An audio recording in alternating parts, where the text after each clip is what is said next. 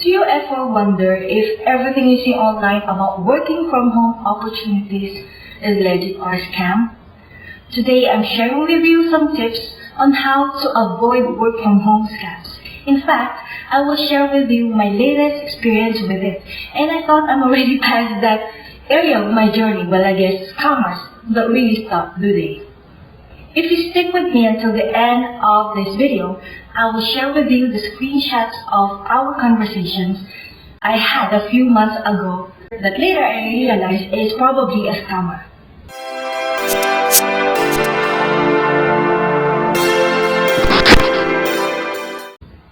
This is Connie Dabala, and I'm here to help you get your time freedom back. In this channel, I share with you about the virtual assistance industry, so consider subscribing and hit that bell button for notification. It's normal to see opportunities online on how to make money working from home. This is even more possible today than it was years ago when I was still starting. But the scammers of yesterday continue to surface and fool people until now. And I'm creating this video to help you prevent from accepting any unreal opportunities. Here are signs that a work from home opportunity might be a scam. Number 1, you are asked to get started. Whatever tasks or responsibilities you need to accomplish, there is no way that you have to pay to start. Think about this. When we start working in a company, did we pay to start? We never did, right? We're looking for opportunities to earn money, so why do we have to pay? If payment is the first requirement, run away, don't waste your time. The second point is the opportunity is too good to be true. Read the details carefully.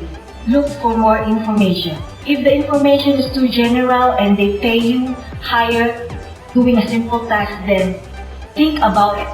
And you can actually ask questions, but if they don't provide you and they won't provide you the right information, it's probably a scam.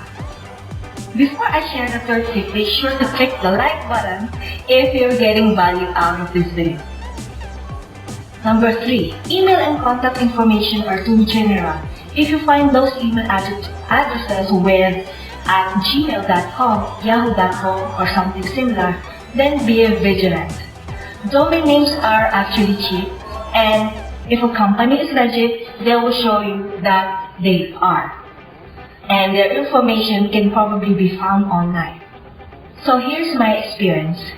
I found an opportunity online where a prospect is asking to edit and compile videos. I found his post on a Facebook group, and I sent him a message to inquire about it. And I realized that his job is really easy, and I know I can do it well. Then we discussed about the price, but as the conversation goes on, it seems to me that he cannot provide more personal information. Take note of this. Before you start any project online, you have to make sure that you get all the information you can get, like the client's full name, contact number, email address, and complete physical address. Why do you need those information?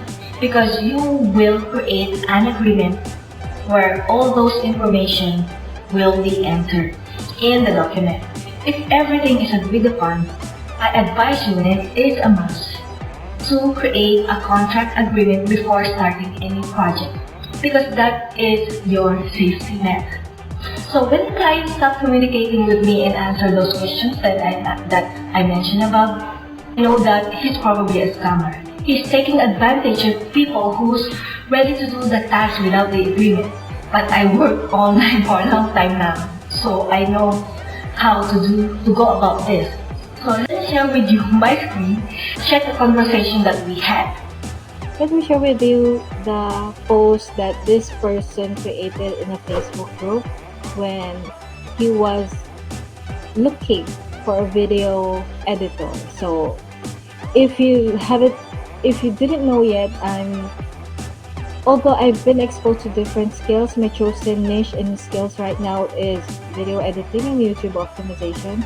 So when I saw the opportunity for editing videos, of course, my attention is there, right? So he created a post like this in a Facebook group, and then so when I saw that, I have to send him a message and inquire about it. All right. So this happened just recently, if you can see on my screen. So I inquired about it because I'm hoping to have a sort of side hustle and this sort of money now type of project. So I didn't go with my usual system. Right now, I just want to help him since I think the responsibilities are easy. So I just need more information. So I sent him a direct message, and this is how the conversation goes. So I'd like you to watch with me my screen the conversation that we had. What I said is this: Hi there, saw your post about needing someone to edit videos. Would love to get to know more about the details and the requirements. Thank you, Connie. So he responded, hey, I just need someone to edit some sample meme videos. I need 2 videos a day. That would only take you 1 to 3 hours. So that's okay. I can do that, of course. Since it's easy, I know that I can do that. So I asked for a sample and he sent a sample. So I checked these videos, his samples, and I saw it. It's actually easy. It's easy to do. You just have to create those videos that he will send you. He will send different links, different resources for the videos, and I will just have to collate everything according to the order that you wanted me to do. So I asked to clarify that out. So he confirmed about it. So I asked more information. Where will be the videos coming from? Are you going to provide them, or I have to search for it? So he said that he will provide me with the videos, and I just have to cut and randomly mix the video to produce another video. So it's most probably all of the videos are already created. I just have to recreate it. So I asked if there are any special effects requirements. He said that he already has a template, so the special effects requirements are not really necessary. So I just need to download the templates, and I can use them, and he will provide for me a folder. And then he said that there will be 2 templates. It seems normal, right? It's a normal conversation actually. I didn't have any negative thoughts about it because sometimes this is how I converse with potential clients. So okay, I understood. What is your budget for the videos? So 20 a day for 2 videos is too low for me, even if I'm looking for a money now, a quote unquote money now opportunity. So I have to negotiate a higher rate. So I said, this is my budget for 2 videos. I know that actually the video will not take even 1 hour to create, but still, it's my program. It's my app that I will be using. It's my effort. So you know that as a VA, as a service provider, you always name the price. Okay? So he said that the pay will be at the end of the month, as you can see, and he will increase the rate if I did good. So I realized that he will be paying at the end of the month. And that's actually not a good thing. Remember, this is not a good sign because we don't want clients to paying us 1 month later. That's too late. At least ask a payment 1 week, within the week. So for example, if you already provided a project, that's okay if you want to provide an output as a sample. But within the week, you should have the payment, or at most 15 days, but not 1 month. So that's something that kind of triggered me. So I just continue with the conversation, hoping that, it's okay. So yeah. So you will get paid at the end of the month like I'm doing with my other VA. So it's not, I'm not really thinking about anything else since he said that he has other VAs. So let's move on. So I'm sorry, getting paid at the month is unlawful for the budget for 24 videos to you. So I'm ready to let go of the client, as you can see. I'm not really insisting on the budget time that I'm offering. So he said that, so he asked for my budget this time.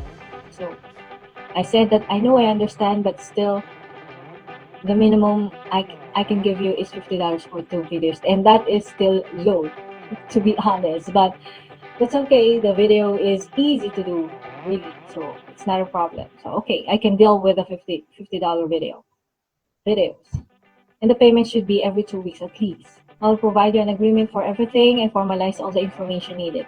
So this is the thing that you have to remember when starting a project when starting a project with a new client, remember to have an agreement first, especially if you don't know the person. Okay, if he or she was not referred by someone, so remember to have an agreement first. At least if you cannot insist on an immediate an upfront payment, at least make an agreement about it. So he agrees that he will pay me $50, but he insisted that he will pay me at the end of the month. So I guess I was just hoping, what I'm thinking right here is hoping that he is true to what he is saying, he's true to what he says. He said that he'll be sending the payment via PayPal, so that's okay with me. I have my PayPal. So I said that since the payment is too low, can he pay for the extra charge, because PayPal has an additional charge when you're accepting payments. So he insisted. This is actually Friday night. I shouldn't have been replying at this time of the hour, but I thought, yeah, okay. I just want to close this conversation. So I still responded to his messages, and he insisted that I will start immediately. The problem with that is I already have a prior commitment during the weekend, so I told him that. But I said to him that he can send the media files already. I'll try to work it out, but I can promise during the weekend I already have plans. It's past 11 p.m. already here, just finishing up our conversation, but I need to rest, for I have an early appointment tomorrow. What is your time on Thursday? We'll sign an agreement on Monday together with the video if everything is complete. So this is how I usually work with clients. So I start with an agreement first, and I inform him about my schedule, especially if I cannot work on weekends, which I do not really work on weekends, to be honest with you. So he insisted that he will have the agreement done, but he wants me to do the videos already without the agreement. You must know, this is I already shared with you how important it is to identify your clients, your ideal clients. So it's not just about the type of businesses that they have, but it's also the values and the beliefs and the kind of conversation that they give you. So I am ready to let go of this person, because it seems to me that we cannot respect each other's time, or he cannot respect my time, because it's a weekend, for God's sake. So it's normal to say that I will be starting the project next week, right? So, but he insisted me to do the videos during the weekend. He demanded me to do that. So it's not a good sign for me. So I'm ready to let go. That's why this is what I said to him. That's not a good start. I expect some respect of my time on the weekend. I don't want to be rude or anything, but respect and boundaries should be present. If this is how it's going to be every day, this isn't going to work out for me. So that's what I told him. And then he said this: I also expect some respect to my time that I don't have to lose. I can't just keep waiting for you. I have work to do. And I didn't ask for something illogical. I have a business and need content every day. If you're available to make content every day, that would be great. If not, I have other VAs waiting to work. I afforded everything you need, so you have to respect the word, which is okay for me. But the thing is, I'm just asking for my weekend, so it's just 2 days, right? And just for your addition, and just for another information, his name here, Elias Act, this is not his name when I talked to him last November. It was named as Elias, if I remember it right, but he changed his name. So be wary about that, right? So this is what I told him. Yes, I know, but we were just starting. It's Friday and I already have plans for the weekend, and I don't work on weekends. That's my personal life. Had I known that ahead of time, that's a different story. Something could have been arranged. If you need videos every day, including the weekends, I would have prepared those ahead of time, and I assure that the files have been completed prior to that. If we can't agree on this part, sure, you can get someone else instead. Have a great weekend. So I closed it out. I really don't want to work with this type of people anymore, because it's just wrong for me. If this is me, okay, this is my opinion. Then he said, if you can prepare those files ahead of time, then it's okay. So it's not a problem, because I understand that I don't work on weekends, so I can prepare the videos ahead of time. So that's okay. Then I told him again that this weekend I won't be able to do that for the coming weeks. That is the plan because I don't want to rush things. As long as the things needed are already there, it can be done as soon as possible. So he agreed, okay, we start on Monday. All the videos that you will need next week, he sent me the file and all that. So when I saw that file, these are the questions that I came up with. I'm sorry, this conversation is long, but as the conversation goes, you will have a hunch that perhaps this is not a true project at all. I'm sharing you that feeling. I'm sharing you the conversation. So for each YouTube link you share, that's one video. You just have to reorder it, or do you have to retain the audio music associated with the clips. Where is the template you were referring to for the video? So I asked for the template because he mentioned that he has a template, right? So, but before, remember, I'm just asking questions here. I didn't edit any videos yet or started with the project. So I asked for his full name, his address, and email, so I put it in the agreement.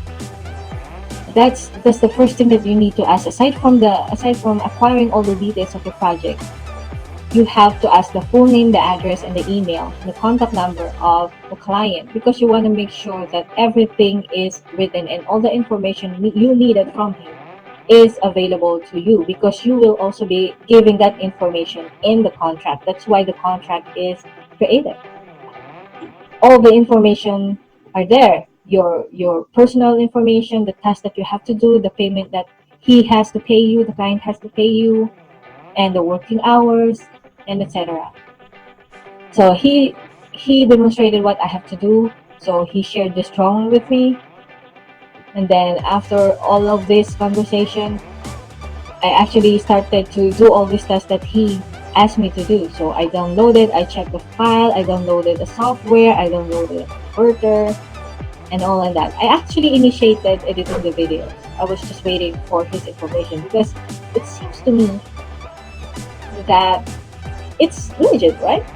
I didn't think any negative about it, but I didn't like how some of our conversations went, like you saw earlier. So okay, I will check that out. So I confirm again what is your full name, address, and email, so I can put it in the agreement. And I reminded him that we cannot start unless the agreement is provided and signed by both parties. And guess what? He didn't reply anything. He saw. You see this? He saw my message, but he didn't reply. What does that mean, right? So this is very important. You have to create an agreement first before creating any project. Remember that. That's the thing that you have to do in order to avoid providing projects for free.